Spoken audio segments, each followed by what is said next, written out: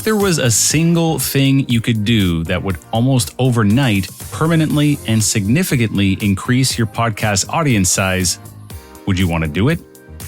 I think you would. And it's not some crazy thing that you need the odds of a winning lottery ticket to do. It's something you could most likely do in the next few weeks, which will beg the question, why haven't more of us done it? Today's guest is a nutrition and lifestyle coach for high-performing professionals. His name is Pape, and he's from Wits and Weights. He shares some really useful insights on why and how he produces evergreen podcast content that will stand the test of time. And yes, no tricks, he does share one specific moment for him that led to his download numbers being substantially and permanently higher.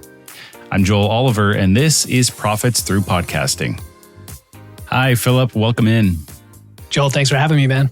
Your business is named Wits and Weights, and that's the name of the podcast as well, right? You've got everything focused with that one name? That's right. Single brand for everything. Cool. So I want to start by just setting the stage here. Let's hear a bit of a brief backstory of you and your business. When did you start it? How did it all come about?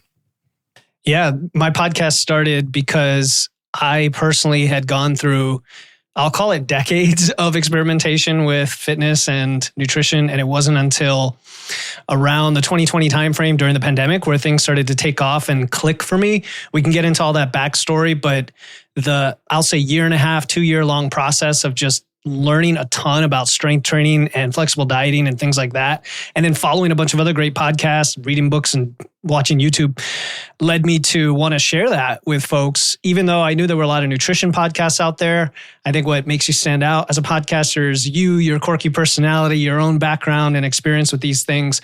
Plus, I'm an engineer, so I put that lens on everything I do, very data driven, very, very much about systems.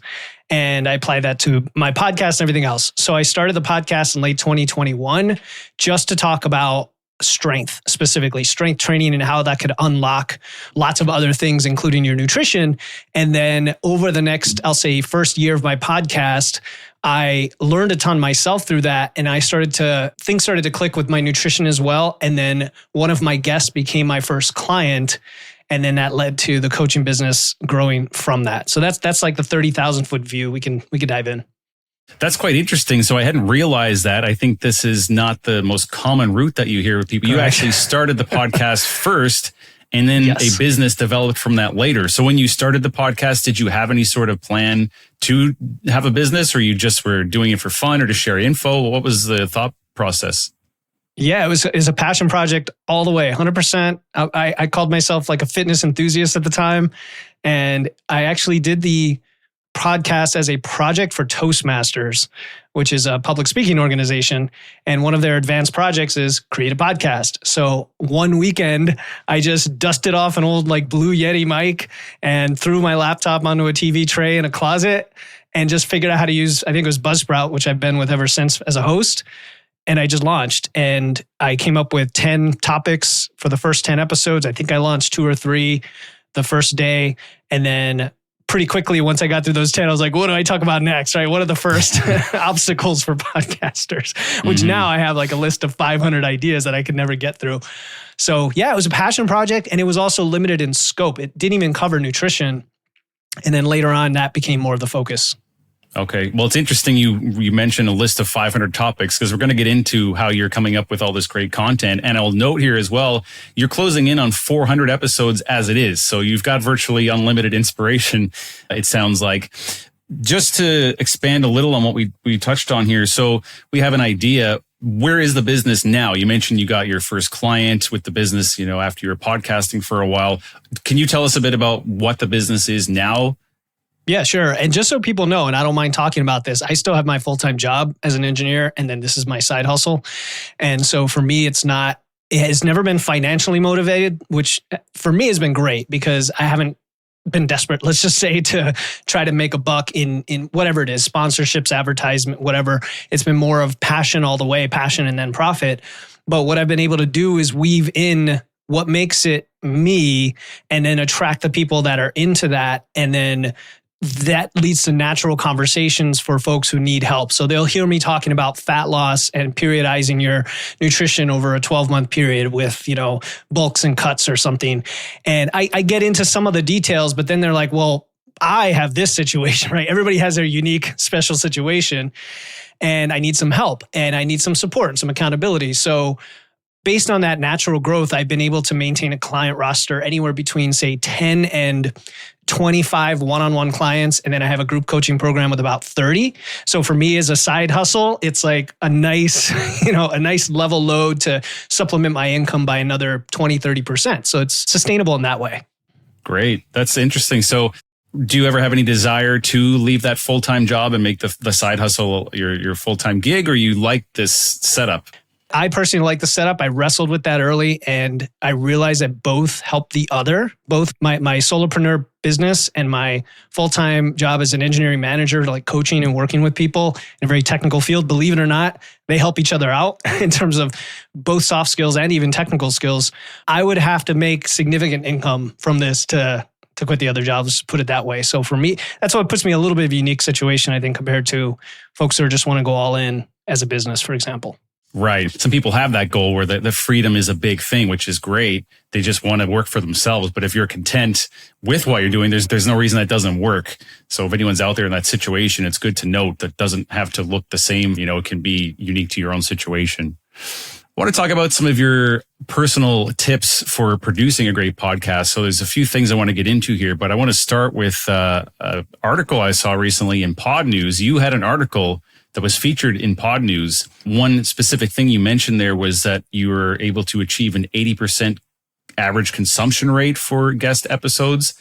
So first of all, tell me about that. If I've got that wrong, please let me know. But what's that 80% completion rate all about?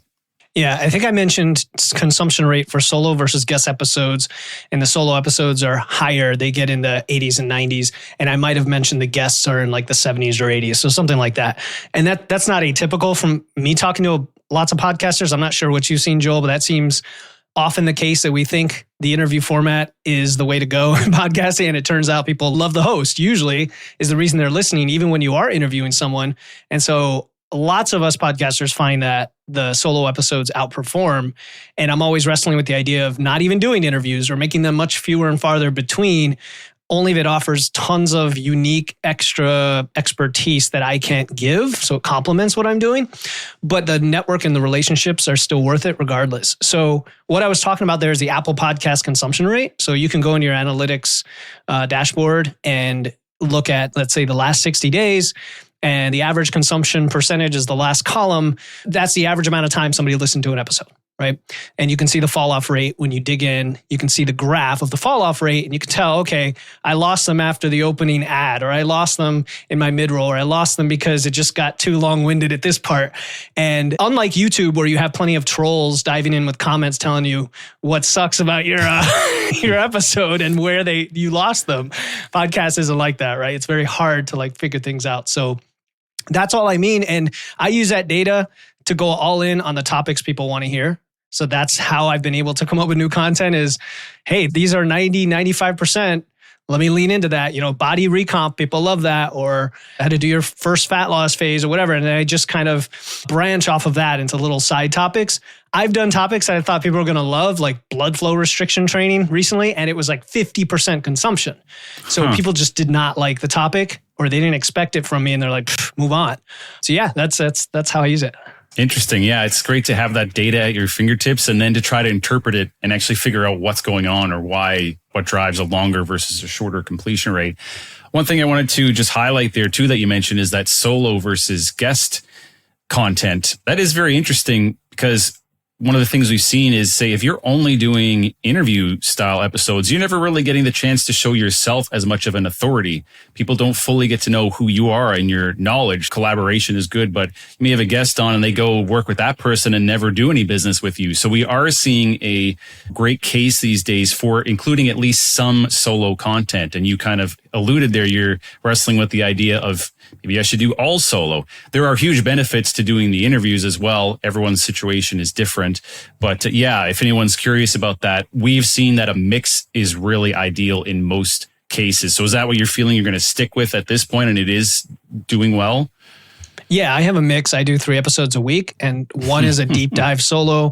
One is what I call like an engineering nerdy kind of episode, trying to connect a concept or framework from the tech world to nutrition and building muscle and such.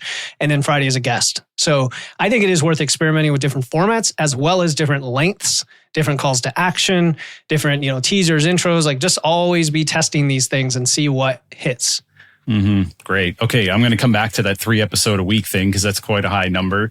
One thing before we move on to, I was curious, how did the whole Pod News thing come about? Did you have to pay for a spot there? How did you get in there?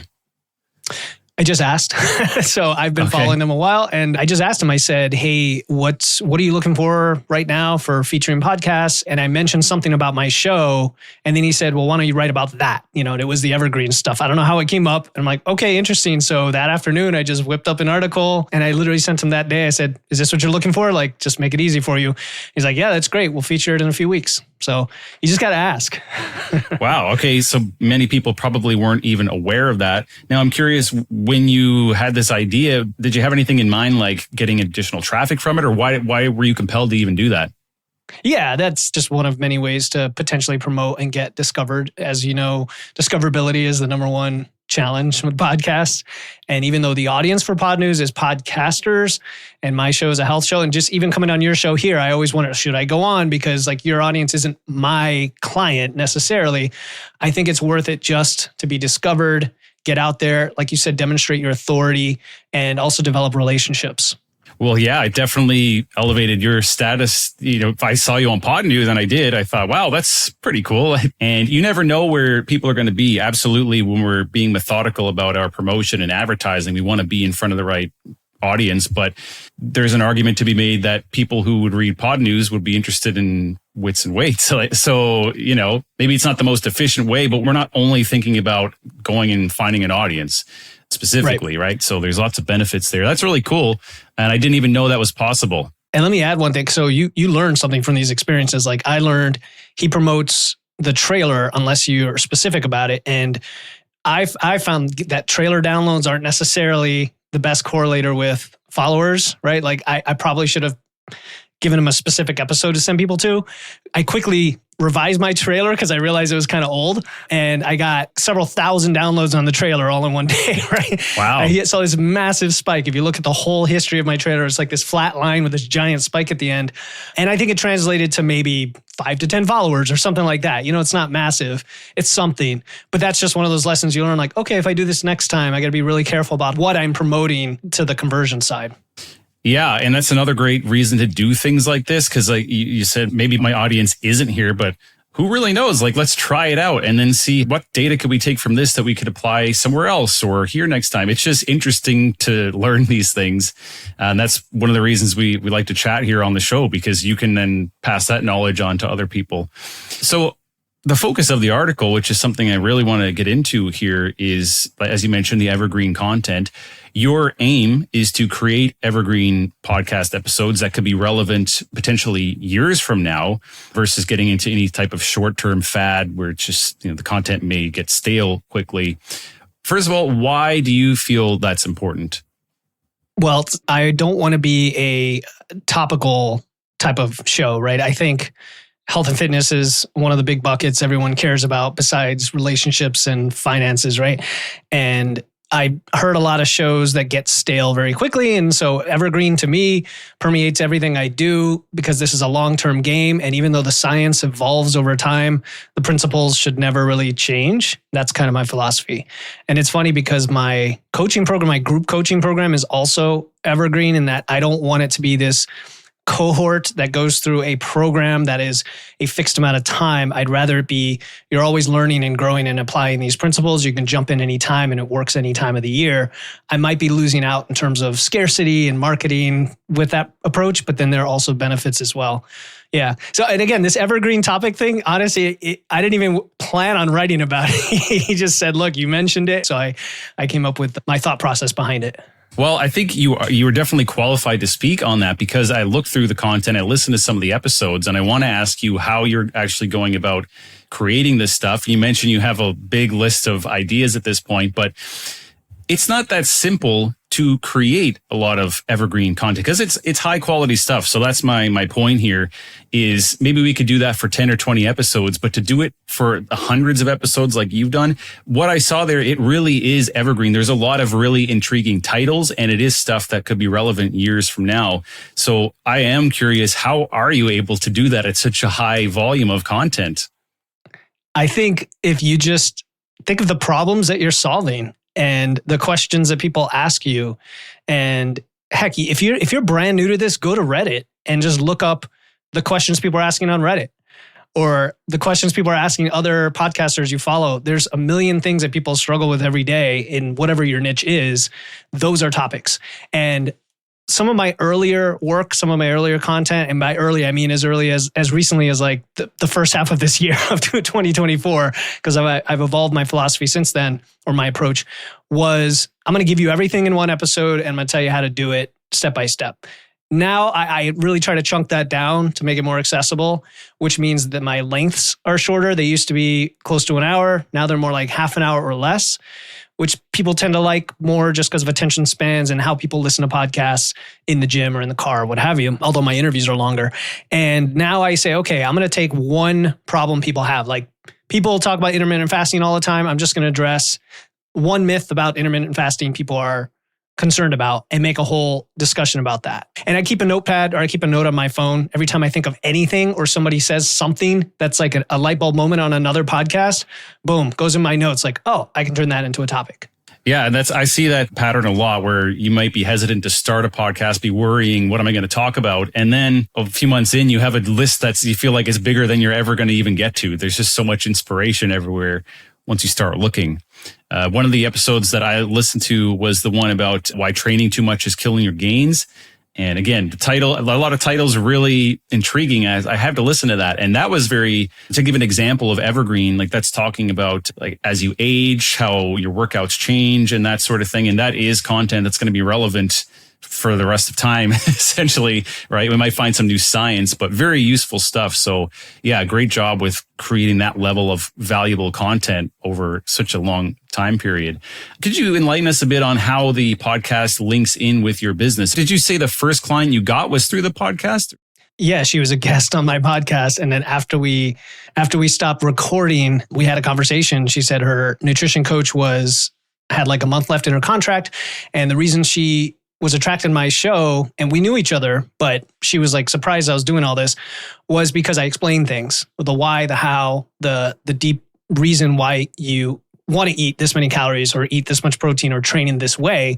She had coaches that told her what to do, but didn't explain the how. And I'm like, oh, interesting. So I could be that kind of coach who educates my clients. And I have some taglines like, I want you to fire me after 6 months because you know exactly what to do and you've got a sustainable approach for the rest of your life. Isn't that what we want after all the years and years of yo-yo dieting, quick fixes, and diet programs? So it's that philosophy. And yeah, I don't know what the question was originally, but that's how I found my first client. Almost all of them actually come through podcasting. So it's a very valuable medium. It's like, when you listen to podcasts that talk about monetizing your show, and people, again, they want the quick fix. They're like, oh, can I get sponsors and make millions of dollars? Or can I? And really the message is you've got to have services that you link to. You don't have to. Obviously, you can take the scale approach and try to build that way. But most people that I know in podcasting have some sort of coaching or products or services. They might have physical products like books, and they might do group or one-on-one coaching. I do an attribution survey. So like when people join my program, I have a quick little post-purchase survey, and several of the questions are related to my podcast. Do you listen to it? How many episodes have you listened to? Is this how you found me? And that way I can tell.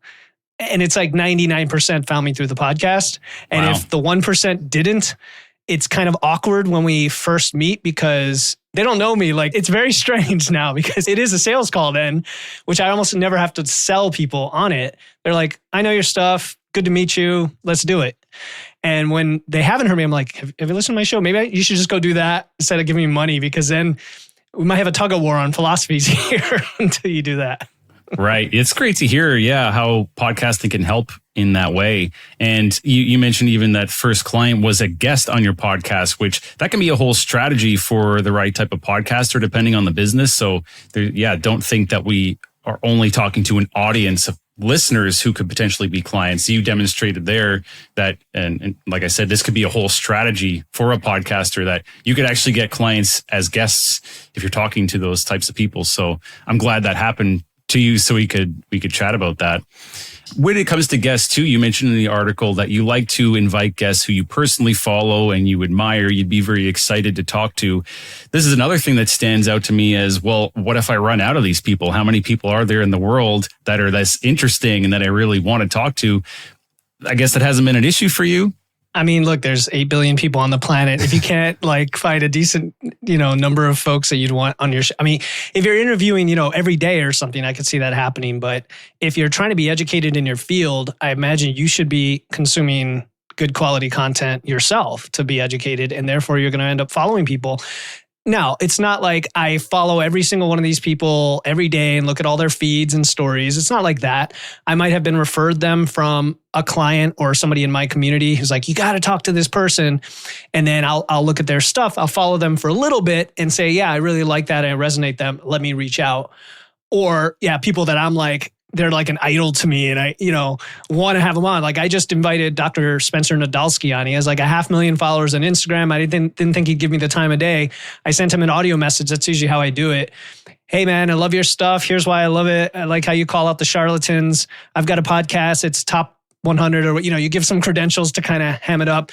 And we could talk about why we need more doctors who lift weights, just like you talk about. You want to come on? And then he's like, sure. I could tell he's a busy guy. He's like, sure. I'm like, okay, cool. So I'm going to make it as easy for you as possible. I've got an express booking form for like the A-listers. And that's almost everybody now.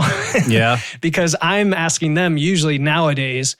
And I just send it to them. All they have to do is book the time. And then I take care of everything on the back end. Don't make it too hard on these folks. And then you just make it happen. It's easy when you follow them to find something you're passionate about chatting about. I love that idea of the express booking form for those situations and just going and asking these people that you might think, hey, they would never say yes. Doesn't hurt to ask. Yeah, that express booking, it's a funny story. I invited early on, I went through this period, this burst in 2023, when I finally was brave enough to just start asking bigger names to be on the show. And I probably sent out like 20 or 30 pitches and 50% of them said yes, right? And I wasn't even that big of a show yet. It just goes to show it's worth asking. But one of the guys, he wrote back, he said, yeah, I'd be interested in coming on. I sent him my booking link and it's this long form where you put like your bio, your photo, what do you want to talk about, this and that, like a whole bunch of things. He wrote back and he's like, I'm not going to fill this out, man. Like, this is too long. Like, he just told me that. I said, all right, sit tight for 5 minutes. And I literally went and created the express one. I said, here, do this. So you live and learn, right? I love that idea. I've never heard of anyone doing that before. Not to say it doesn't exist, but Great job for thinking on the fly there and doing it, because I think it's very useful. On this topic of guesting, I would like to hear a bit about your experience as a guest on other podcasts. This is a common thing to do. It's a known way of growing your own audience. So your appearances on other shows, collaborating with other hosts, to what extent are you doing that and how do you find it works for you? Yeah, you and I were talking offline, and I think before we connected that one of your recent guests, Karen Martell, a hormone specialist, she and I, that was the first collaboration I ever had with another podcaster in any form. And this was, I started my podcast late 2021, and this was late 2022, almost a year later. My numbers were kind of flatlined. It just wasn't going anywhere yet, but I was hustling. So at the time, there was a service called Audrey, I think, which went out of business since then. And they did host-read ads. They connected podcasters to do host-read ads. So I just randomly picked her podcast. I signed up for an ad. It was like $60. And she wrote back to me. She's like, hey, what do you want to put in for a script? I sent it to her. She's like, this isn't very good. Do you mind if I help you out? And she took her time, like way beyond $60 worth of her time, I think, to help me reword it for her show to sound really natural on her show. And because it's host read, you should have heard her. She's a rock star. The way she read it was like, she was so invested in my podcast. It was amazing. And that got me a spike in downloads. But then I invited her on my show we hit it off, and then she invited me on her show. Now, going on her show was the game changer for me because she has a much larger audience. And being a hormone specialist, her clients are mostly women who are trying to fix their hormones with hormone therapy and whatnot. They're at their wits' end, they're 40s and 50s and beyond. They can't lose weight, all of that. But then they go through that and they're like, okay, now I want to take it to the next level for my body composition, for my strength, for my muscle. And I happen to come on her show and talk about lifting weights and carbs and like all these myths that we busted together. And she was super open-minded because I know she and I differ on some of our philosophy, like carbs. And it's cool though, you know, where we get along. And all of a sudden people started reaching out to me. Hey, I heard you on Karen's show. Hey, I heard you on Karen's show. Through DMs, through following my show, and then clients. So when we talk about clients coming from the podcast, I think it's almost equally having heard me on another show and finding my podcast as just organically finding my show. So I think it's super valuable. And since that time, I've tried to go on a lot of shows. It's not like, 10 a month, maybe like 2 to 4 a month if I can help it because of my time.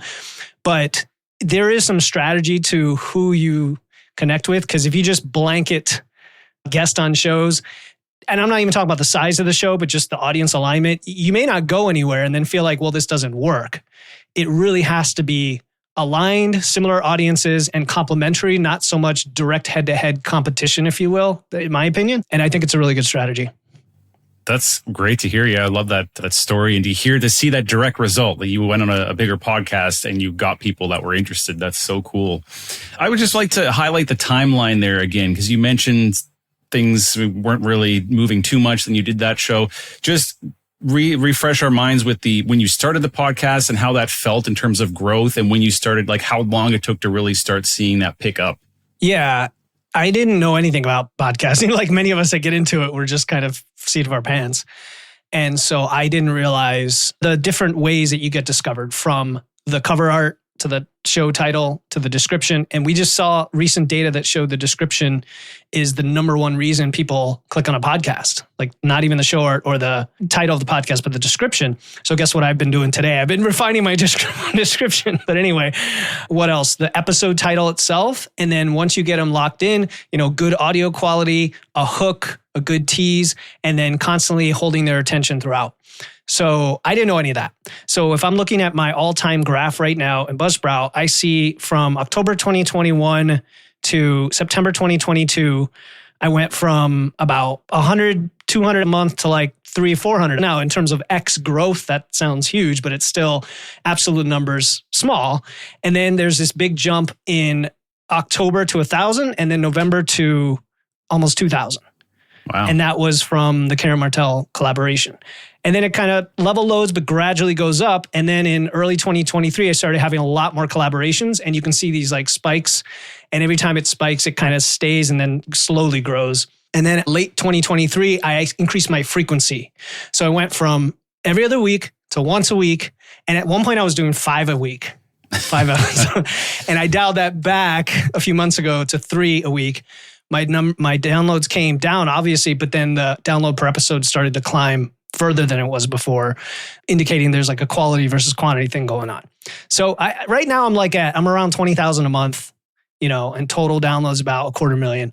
So I'm happy with that, but I definitely want to be even much bigger than that. That's great. Okay, thank you for that insight. So I got just a couple of questions left, and you brought me right to the next one. You talked about the number of episodes a week. So 1 is a good goal for most people. Like they can manage that for the most part.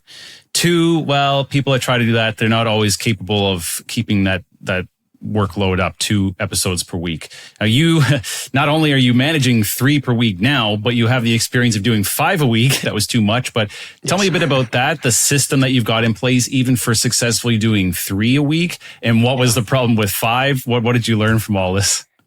Yeah. The problem with 5, not only being time consuming, it was also, I felt like it was overwhelming to my own listener. If you look at anything that's almost daily, it tends to be a lot shorter, or like a news podcast, something like that. I'm just generalizing, but I felt like listeners would just get overwhelmed, feel like they could never catch up. And then that would backfire in terms of conversion for my business, because they'd say like, I'm not even ready to get coaching. I need to get through your stuff. That was my logic on it. As far as three is the limit for me right now. And again, I've been flirting with maybe 2, but 3 is okay. I have good SOPs in place. I have good templates that I've established. And I encourage everyone who's listening, when you develop your podcast, you can reverse engineer your best shows into a template. Like just take a Word doc or Google Doc or whatever and be like, okay, here's the teaser, here's the intro, here's my body, here's my surprise at the end, and whatever you need in between. And then you can use AI heavily to sort of take your own words and create templates from that. Say, okay, here's like my basic template for what I like. Don't rely on AI to create the content, but you can rely on it heavily for the tedious stuff. And then again, like I said, I have a million topics, so I just run with it, And other than that, I mean, I've got checklists. I got a spreadsheet. It's just a simple checklist of all the steps I have to do. I batch record. I'm really good with tech. So I know some people, it's like take them a long time just to get the tech going. I do audio and video. And yeah, I don't know. What else do you want to know about that? No, that's cool. And you do all the production yourself. You're not sending it out I don't anywhere. do it. No, I do have a team. I pay a team, and I think it's worth the investment that I pay. And they do everything. They edit, they create clips, they do the show notes, they do all this. Yeah, they're really good. Great. Yeah. Depending on your workflow, but for sure, you would spend exponentially higher amounts of time if you were trying to do that all on your own. So it does make a lot of sense in most cases for podcasters to have a team, and it's quite easy to outsource. So. Yeah. I mean, I have different thoughts on this. It depends on how efficient you are and how proficient you are at speaking. For example, what I mean by that is I could do one of my Wednesday episodes and it's 20 minutes long and have no filler words and come across as quite confident through the whole thing with very little space or anything. And I need almost no editing. Do you know what I mean? And it's like, and I'm not trying to sound cocky. It's like years of practicing public speaking and communication and tracking my filler words, etc. You could do it with very little editing. Now, some people argue against that, say, no, every podcast should be highly polished. No, do what works for you, man. Like, do what works.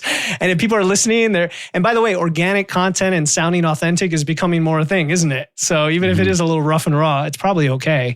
Great insight. And the final thing I want to check on, and you kind of hinted at this, you said you hope the podcast still grows from here. So I'd like to have some insight because let's say someone is in your shoes a number of years ago where they want to maybe have a side hustle or a full-time gig doing something like you're doing. They hear you talking and think, wow, Philip's got it all figured out. Everything looks great. How am I going to do that? He has it so perfect. But things are never perfect here behind the scenes when you have a business. So what is something that you're kind of thinking about now that's either a priority or a challenge or something you need to be working on moving forward right now? Oh, there's a lot. There's a big list of things because like you said, if there's the imposter syndrome there, it's like I'm a small fry in the podcast world, even though you can get external validation from numbers sometimes and rankings and all that. You're like, okay, but I'm in the top 100 or top 50, but I just don't feel like a top 50 podcast yet. So got to keep going. I want to keep it a passionate, fun thing, right? I don't want to feel like this has become a chore, which has to do with the frequency and all that. But then I also want to make sure it converts for my business.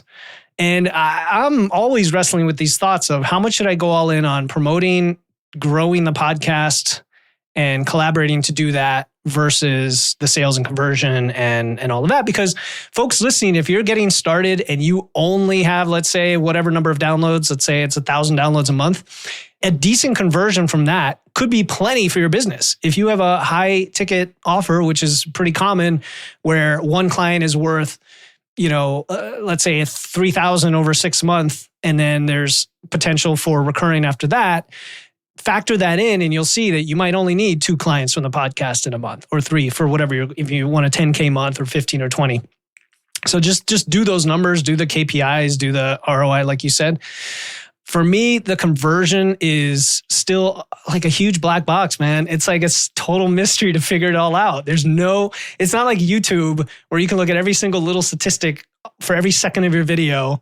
It's like, where am I losing people in the show? What should my call to action be? Should I be promoting my lead magnet that's free, or my program, or something else, right? You know what I mean? It's like tons of imposter syndrome and doubt always.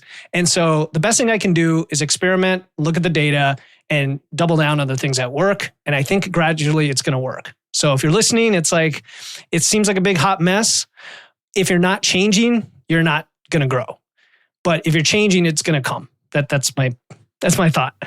Thank you for sharing that. That's by doing that, we can help other people. So you're definitely giving us some great advice to run with here, Philip. I hope it helps. Yeah. Well, thank you again. Appreciate your time. It's witsandweights.com, Wits and Weights podcast. And we'll put your social links as well in the show notes so people can connect with you. Appreciate it, man. Thanks, Joe, for having me. Join us again next time on Profits Through Podcasting for more insights on how to turn your health-focused podcast into a lead and revenue generation machine for your business. Are you ready to let a team of professionals handle your entire podcast production workflow? East Coast Studio can help you elevate your podcast to the higher quality standards required for credibility in the health and wellness space. Plus, give you the guidance and support needed to podcast consistently, growing your impact and your sales. Visit eastcoaststudio.com to learn more.